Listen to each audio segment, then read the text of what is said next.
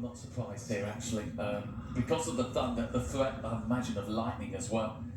They've got to get the players off quickly. This does look like it's going to be a little bit of a heavy burst. Hopefully, fingers crossed, this doesn't last too long. But as things stand right now, Keys is off to a good start in this match, leading 4-1 with a break of serve once the rain does stop, and we are good to go. We should look forward to seeing you back here very soon.